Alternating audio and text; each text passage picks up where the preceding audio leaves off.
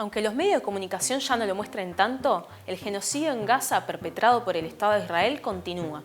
Este es un momento que va a quedar en la historia como uno de los más oscuros del siglo XXI y el rol que están jugando los principales medios es de total complicidad y demuestra que son parte fundamental de la maquinaria de guerra. Como sabemos, los medios de comunicación no son neutrales, sino que parten de un posicionamiento ideológico para abordar los distintos temas.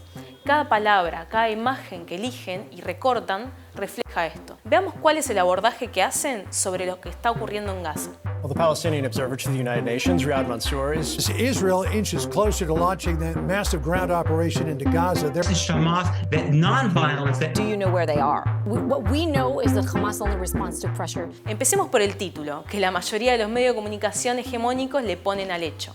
Guerra entre Israel y Hamas. En principio, lo que está pasando en Gaza no es una guerra, es un castigo colectivo, un régimen de apartheid basado en la limpieza étnica y el desplazamiento de la población palestina llevado adelante por Israel. Uno de los estados más poderosos militarmente que en poco más de 2 meses de acciones militares aniquiló al 0,5% de su población.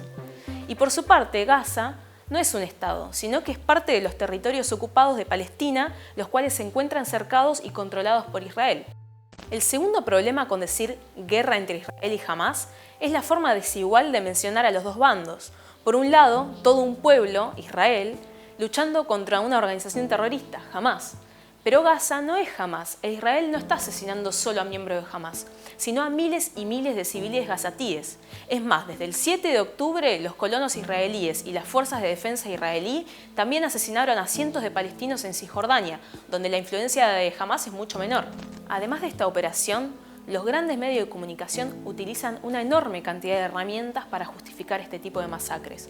La deshumanización es una de ellas y resulta clave para instalar la lógica de los buenos contra los malos. ¿Qué hay detrás de este tipo de abordajes? Una parte importante de los grandes medios actúan en función de los intereses de las potencias imperialistas y los monopolios a las que representan o integran, difundiendo su ideología y haciendo lobby en torno a sus intereses políticos, económicos y culturales. Uno de los elementos que explican esta vinculación tiene que ver con la propiedad de estos medios. Raymond Williams, teórico de la cultura y la comunicación, ya en 1962 señalaba que la propiedad de los medios de comunicación estaba pasando en su gran mayoría a una especie de organización financiera adquiriendo su lógica de producción. También alertaba sobre la tendencia a la concentración mediática. Hoy, 4 grandes holdings controlan el 70% del mercado de la comunicación: Walt Disney, Time Warner, Fox News Corp y Viacom. Si se tienen en cuenta además otros grupos como Comcast y NBC, se podría decir que tienen un control casi absoluto de la información y el entretenimiento que consumimos. Estos monstruos corporativos marcan la agenda de lo que se debe decir y lo que no. Pero no solo el capital financiero está detrás de las principales cadenas de comunicación. Es impactante también la imbricación de estas con el complejo militar industrial, es decir, ese entramado que existe entre empresas armamentísticas y el Estado norteamericano. Esto es clave para entender por qué los medios de comunicación justifican las guerras. Es cuestión de hacer publicidad a sus propios negocios y los intereses geopolíticos del imperialismo norteamericano. Veamos solo un ejemplo de esto. La cadena de televisión NBC, que se encuentra entre las más grandes del mundo, como decíamos recién, pertenece a General Electric. Esta es una empresa que está en la lista de las que le vendieron artículos de defensa a Israel. En 2021, por mencionar solo una operación, esta compañía le proveyó 18 helicópteros de carga pesada. Teniendo en cuenta este dato, no nos extraña que la cobertura de noticias alusivas al conflicto entre Palestina e Israel de NBC se haya basado en la opinión de ejecutivos de consultoras de la industria de defensa, como West Exec. Esta firma, fundada por exfuncionarios de la administración Obama, incluido Antony Blinken, que es el actual secretario de Estado de Biden y entusiasta promotor de los bombardeos de Israel en Gaza. Bueno, esta compañía asesora, por ejemplo, al fabricante aeroespacial Boeing, que proporciona los kits de bombas con GPS a Israel, y también asesora, por ejemplo, a la empresa israelí de inteligencia artificial que vigila los barcos en tiempo real, Windward. Los programas de NBC invitaron a hablar sobre el conflicto a distintos representantes de esta consultora y demás personas implicadas en la industria armamentística. Por supuesto que defendieron la política genocida de Israel. Se trata de un caso sobresaliente, pero no el único. La CNN y Fox News, por ejemplo, También invitaron en varias ocasiones a exfuncionarios de defensa convertidos en consultores de la industria armamentística. Hay más casos. El principal accionista del New York Times es también inversor de Northrop Grumman, que es una empresa armamentística. El dueño de Bloomberg News preside la Junta de Innovación en Defensa, que es un panel encargado de asesorar a los líderes del Pentágono. The Washington Post es propiedad de Jeff Bezos, quien cerró recientemente un contrato con la Agencia de Seguridad Nacional de Estados Unidos por $10.000 millones. Esto mismo sucede en otras escalas por fuera de Estados Unidos. En Francia, por ejemplo, los dos grupos de prensa más grandes, Dassault y Lagardère, se formaron en torno a empresas de producción militar. Y la lista continúa. Es importante aclarar que cuando nos referimos a la industria bélica, estamos hablando de uno de los negocios más rentables del mundo y con mayor poder de lobby. El caso de la General Electric, que mencionábamos recién, es muy claro. Se trata de una de las compañías más grandes de Estados Unidos. Por si fuera poco, el accionista mayoritario de esta empresa es BlackRock, el fondo de inversión estadounidense que está detrás de las principales empresas del planeta. Los intereses de monopolios de esta talla son necesariamente los intereses de sus estados capitalistas. En este caso, el interés de Estados Unidos en Medio Oriente es conformar un enclave propio en la región para controlar el mercado de petróleo.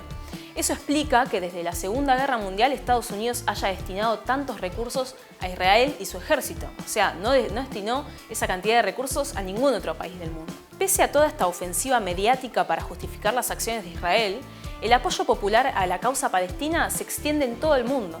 Las movilizaciones para exigir un cese al fuego inmediato son verdaderamente masivas. Cisjordania, Egipto, Reino Unido, España, Uruguay, Jordania, Túnez, Turquía, Alemania, Estados Unidos y un largo etcétera. En muchos de estos países no se veían movilizaciones tan amplias desde hace décadas. Trabajadores del transporte de Bélgica y del Estado español bloquearon el tránsito de armas a Israel. En Reino Unido y Dinamarca, activistas bloquearon el acceso a compañías fabricantes de drones, armas y demás equipos destinados a las fuerzas de defensa israelíes. Estudiantes secundarios y universitarios en Francia, Italia y otros países de Europa se reúnen en asambleas para desarrollar iniciativas en apoyo al pueblo palestino. Para que todo este apoyo se haga posible, las redes sociales jugaron un rol claro. Cada ciudadano en Gaza era y es potencialmente un reportero. Basta con tomar su dispositivo móvil y registrar lo que viven cotidianamente, la violencia que sufren, la miseria, que cada vez es peor, para producir material audiovisual que después circula por internet como un virus y que genera un impacto emocional en quien lo recibe. Lo mismo vale para los soldados de las fuerzas de defensa israelíes, que también grabaron contenidos y los subieron a las redes de todas las atrocidades que vienen cometiendo, de las burlas que le hacen al pueblo palestino. Bueno, como dice el refrán, una imagen vale más que 1000 palabras, y más si estas imágenes son tan desgarradoras. Las últimas tecnologías de la información tienen un enorme potencial de organización y movilización, pero sobre todo de denuncia de los de abajo frente a la opresión y las injusticias que sufren. Esto quedó claro en las revueltas de 2011 en Medio Oriente, que lograron derrocar a los gobiernos de Egipto, Libia y Túnez. La población organizaba protestas mediante el uso de las herramientas sociales de Internet. Estos aspectos positivos no significan que no tengan también limitaciones. Así como los medios de comunicación, las redes sociales también pertenecen a empresarios y están regidas por monopolios. La lógica algorítmica, guiada por la necesidad de ganancias, puede llevar a ocultar ciertas informaciones. Además, la censura y el baneo también existen en el ecosistema de las redes y responden a los intereses de sus propietarios. Sin embargo, la descentralización de la información y la relativa democratización en la generación de contenidos que permitieron hacen de ellas una herramienta de organización que tenemos que tener en cuenta. El imperialismo y sus agentes regionales en Medio Oriente son muy conscientes de todo esto y de la importancia de la información. Por eso, cuando ya no les alcanza con disponer de todo el arsenal de los grandes medios, avanzan con métodos más coercitivos. De esta manera, Israel en Gaza viene bloqueando el suministro eléctrico e Internet para evitar que la población cuente al mundo lo que sucede. Además, asesinó a periodistas mientras otros tantos se encuentran desaparecidos. Por otra parte, prohíbe la entrada de reporteros extranjeros al territorio. Las potencias de Europa y Estados Unidos hacen lo propio en sus países, reprimiendo las manifestaciones en apoyo al pueblo palestino, censurándolas en los medios de comunicación y en algunos casos prohibiéndolas. Los pretendidos adalides de la democracia ostentan su hipocresía atentando contra el derecho humano a la comunicación, que incluye el acceso a la información y la libertad de expresión. A medida que transcurre el tiempo, más invisibilizan los medios de comunicación lo que ocurre en Gaza. Pero los palestinos siguen sufriendo las consecuencias irremediables de lo que Israel hizo y continúa haciendo en estos territorios. Desde el sistema de medios de la izquierda diario, del que forma parte Armas de la Crítica, nos comprometemos a continuar ese camino como lo hemos hecho hasta ahora y haremos nuestro aporte para que Palestina sea libre, obrera y socialista.